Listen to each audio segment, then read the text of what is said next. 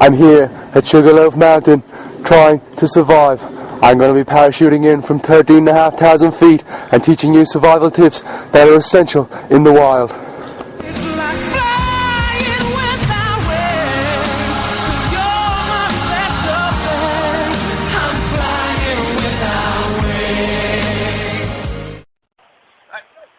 Become entangled in this tree when I landed and become separated from my parachuting partner, and the only way to cut myself out, slide it down, try to keep getting.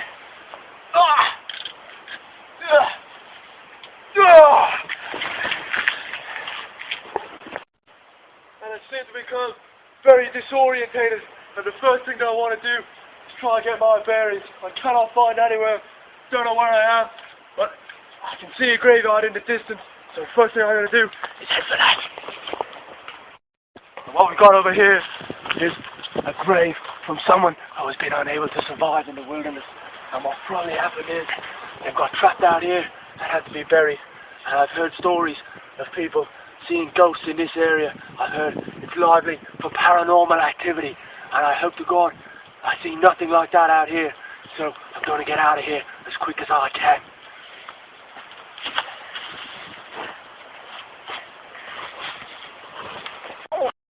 I've come across this diamond, and the only way to get over it is to climb it and jump down the other side. I'm going to show you a technique to prevent you from breaking your legs.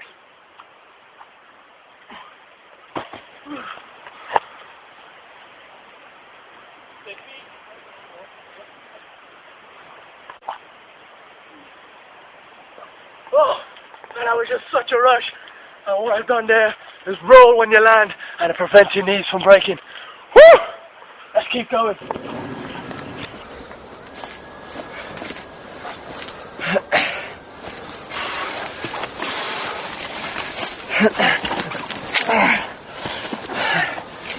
And yeah, there it is.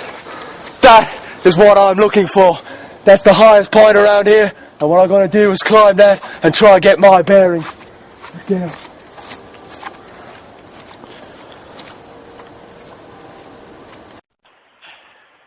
And I finally reached the base of this mountain. The only problem is I've got to climb it. And it's over 1 mile high. So I've got my work cut out. So I'm going to try and get moving and hopefully get there before it gets dark.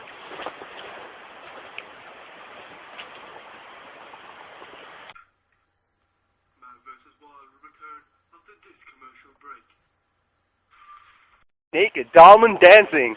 Join Naked Dancing Diamond today, and you will do all sorts of dances, such as the foxtrot, the cha-cha-cha, and many more. Naked Diamond Dancing. Oompa, oompa, oompa, oompa. Naked Diamond Dancing may cause anal bleeding of the anus, and certain cases. And this mountain is proving really difficult to climb. I didn't think it'd be as hard. Due to the high altitude, it's very icy, and the rocks are very slippy. So I'm going to have to keep my wits about me and just try and do as best I can without getting hurt. A little bit. Whew. Finally at the top. Whew. And it's well worth it. I can see for miles and miles. Whew. It's pretty special up here. The view, spectacular. Gotta get my bearings. And it's Sugarloaf. There was bad sugar. And what it is it's an early station tradition to pour sugar all over yourself. Oh look, there's more over here. There's more over here. Oh, look at this stuff. Really good.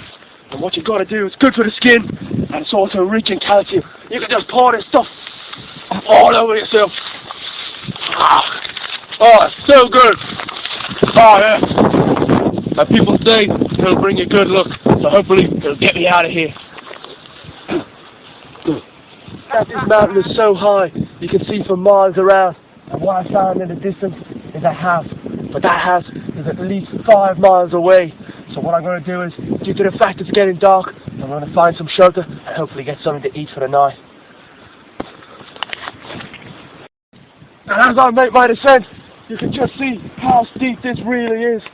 And what you've got to make sure is spread your weight on the rocks and make sure you keep 3 points of contact at all times. There also is the danger of becoming rim-rocked. When you go down too far, you can't get up and you can't get down. I've always heard the story about this young traveller who was climbing Mount Everest. He got stuck, rim-rocked, and eventually had to jump for it. He eventually died due to breaking of the legs. This is an ideal space to build my shelter. You've got a lot of cover from trees, the ground is flat, most importantly it's dry. So I've got some sticks here, and I'm going to start building my shelter, hopefully get it built before I get started. I'm trying to stay dry for the night. I've got the main frame of my shelter built. All I've got to do now is put the roof on it, and I've got some of my parachute. I've used my cord for my parachute to tie my knot. What I do is I throw this on top.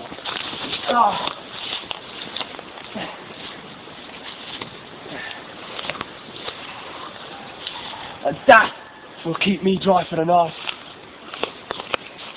Now I'm down for the night. As you can see, I've got all these leaves as bedding. I've got my roof on and I'm dry. And that sugar has tied me over until the night. So hopefully I can get some sleep and maybe continue to survive in the morning. And now it's the morning. Got a good night's sleep. Hopefully get out of this place today. And I'm going to try and get something to eat because I'm pretty hungry. But there's no wildlife around here at all. So I'm going to have to live off the plants and the flora and fauna in this area. An old survival technique that you can use is if you see these bubbles on the tree, that's the sap and that's the tree's food. But if it's good enough for a tree, then it's good enough for me.